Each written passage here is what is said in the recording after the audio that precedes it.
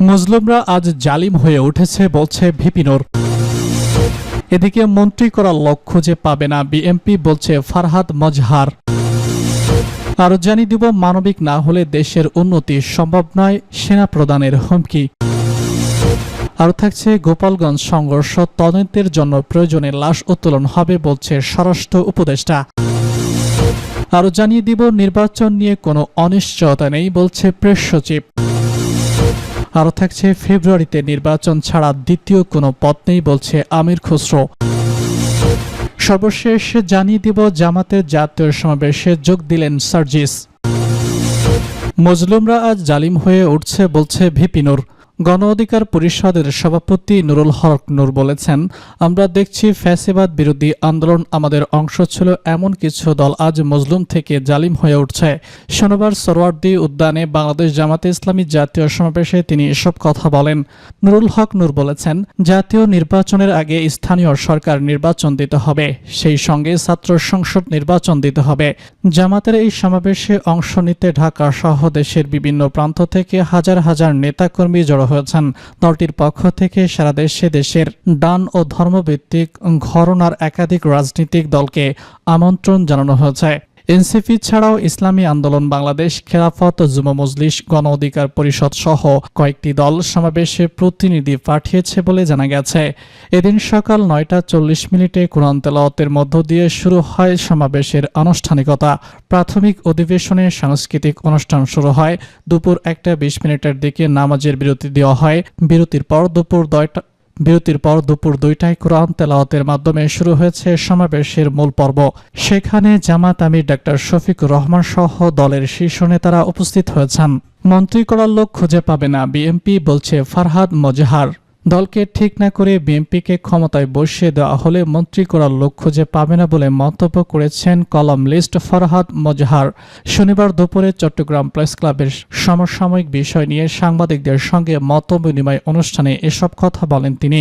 ফারহাদ মজহার বলেছেন, অভ্যুত্থানের পরে নতুন গণতন্ত্র প্রণয়নে মনোযোগী না হয়ে তারা শুধু নির্বাচন করছেন। তারা পতিত ফ্যাসিবাদী শাসনে ফিরে যাওয়ার অপচেষ্টা লিপ্ত।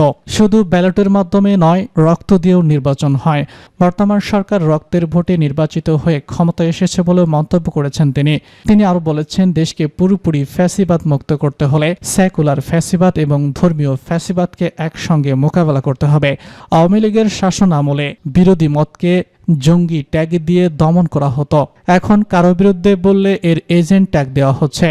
মুক্তিযুদ্ধকালীন জামাত ইসলামের ভূমিকার সমালোচনা করে ফারহাদ মজহার বলেন, যুদ্ধের পরপরই জামাতের নাম পরিবর্তন করা উচিত ছিল, কিন্তু তা তারা করেনি।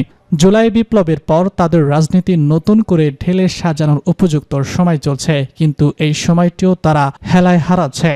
মতবিনিময় সভায় অন্যদের মধ্যে বক্তব্য রাখেন চট্টগ্রাম বিশ্ববিদ্যালয়ের সাংবাদিকতা ও যোগাযোগ বিভাগের সাবেক চেয়ারম্যান শহীদুল্লাহ হক। মানবিক না হলে দেশের উন্নতি সম্ভব নয় বলছে সেনাপ্রধান। দেশকে উন্নতির পথে এগিয়ে নিতে শৃঙ্খলা এবং মানবিক মূল্যবোধের গুরুত্ব অপরিসীম বলে মন্তব্য করেছেন বাংলাদেশ সেনাবাহিনীর প্রধান জেনারেল ওয়াকারুজ্জামান। তিনি বলেন, মানবিক ও ভালো মানুষ না হলে দেশের উন্নতি সম্ভব নয়। শনিবার মিরপুর সেনানিবাসে military institute of science of technology, mechanical engineering and applied science বিষয়ক দ্বিতীয় আন্তর্জাতিক সম্মেলনের 7ম অনুষ্ঠানে প্রধান অতিথির বক্তব্যে এসব কথা বলেন সেনাপ্রধান। তিনি বলেছেন, শৃঙ্খলা মেনে চললে দেশই লাভবান হবে। উন্নয়নের জন্য কৌশলগত শিক্ষার গুরুত্ব অপরিসীম। এ সময় তিনি 5টি ক্যাটাগরিতে 5 জনকে পুরস্কৃত করেন। 3 দিনব্যাপী এই সম্মেলনে কৃত্রিম বুদ্ধিমত্তা, নবায়নযোগ্য শক্তি, উৎপাদন কৌশল, তাপ প্রকৌশল এবং মহাকাশ গবেষণা সহ নানা বিষয়ে আলোচনা হয়। এতে যুক্তরাজ্য, কানাডা, চীন, জাপান এবং বাংলাদেশ সহ বিভিন্ন দেশের খ্যাতনামা গবেষক এবং পেশাজীবীরা অংশ নেন। গোপালগঞ্জের সংঘর্ষ তদন্তের জন্য প্রয়োজনে লাশ উত্তোলন হবে বলছে স্বরাষ্ট্র উপদেষ্টা।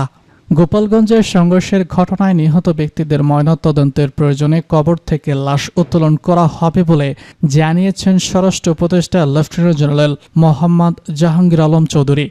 শনিবার 19 জুলাই দুপুর 12টার দিকে হযরত শাহজালাল আন্তর্জাতিক বিমানবন্দরের 2য় টার্মিনাল পরিদর্শন শেষে সাংবাদিকদের প্রশ্নের জবাবে তিনি এসব কথা বলেন। জাহাঙ্গীর আলম চৌধুরী বলেছেন, গোপালগঞ্জে সংঘর্ষের ঘটনায় 5 জন মারা গেছেন।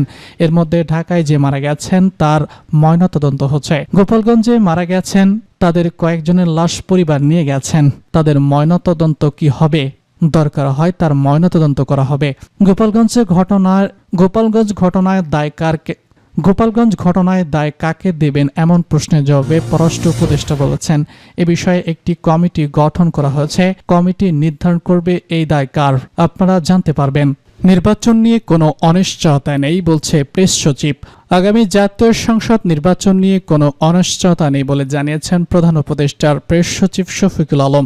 শনিবার কুমিল্লা বোর্ডের ময়নামতি অডিটোরিয়ামে কুমিল্লা বিশ্ববিদ্যালয়ের আন্তর্জাতিক ইভেন্ট অনুষ্ঠানে অংশগ্রহণ শেষে সাংবাদিকদের সঙ্গে মত বিনিময়কালে এসব কথা বলেন তিনি। শফিকুল আলম বলেন, প্রধান উপদেষ্টা যে সময় নির্বাচন অনুষ্ঠানের কথা বলবেন ঠিক সে সময় নির্বাচন অনুষ্ঠিত হবে, এর একদিনও পেছানো হবে না। পেশ সচিব বলেন, নির্বাচন নিয়ে কোনো অনিশ্চয়তা নেই।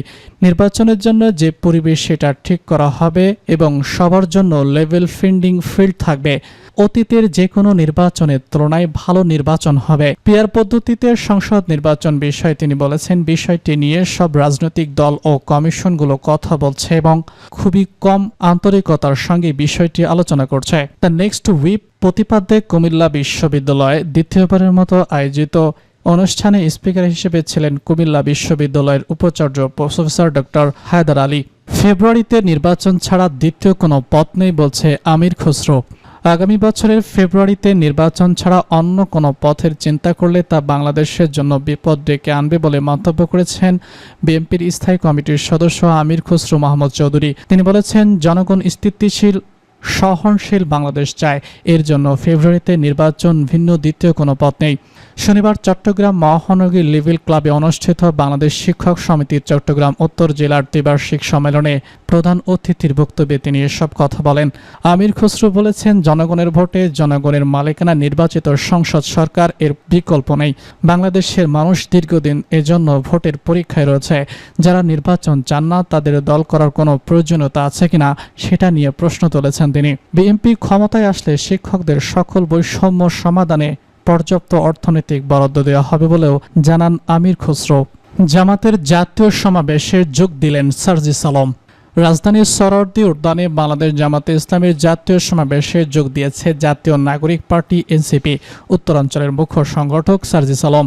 শনিবার 19 জুলাই দুপুর 2:55 দিকে সমাবেশে যোগ দেন তিনি। এনসিপির এই নেতাকে মূল মঞ্চে জামাতের নেতাদের পাশে বসে থাকতে দেখা গেছে। এনসিপি ছাড়াও বেশ কয়েকটি রাজনৈতিক দলকে সমাবেশে আমন্ত্রণ জানিয়েছে জামাতে ইসলামী। সরোয়ার্দী উদ্যানে জামাতে ইসলামী আয়োজিত জাতীয় সমাবেশের মূল পর্ব শনিবার দুপুর 2টায় আনুষ্ঠানিকভাবে শুরু হয়েছে। এরই মধ্যে জামাতে আমির ডক্টর শফিকুর রহমান সহ বিভিন্ন রাজনৈতিক দলের শীর্ষ নেতা এবং আলেমরা উপস্থিত হয়েছেন। এর আগে সকাল 9:45টায় 7 দফা দাবিতে আয়োজিত এই সমাবেশের প্রথম পর্ব শুরু হয়। এ সময় সারা দেশ থেকে আসা লাখ লাখ নেতাকর্মীদের উপস্থিতি সরোয়ার্দী উদ্যানে ছড়িয়ে আশেপাশের এলাকায় বিস্তৃত হয়। দুপুর 1:10 পর্যন্ত নানা সাংস্কৃতিক পরিবেশন চলে। জোহরের নামাজের বিরতির পর মূলত বক্তব্য পর্ব পবিত্র কুরআন থেকে তেলাওয়াতের মধ্য দিয়ে শুরু হয়।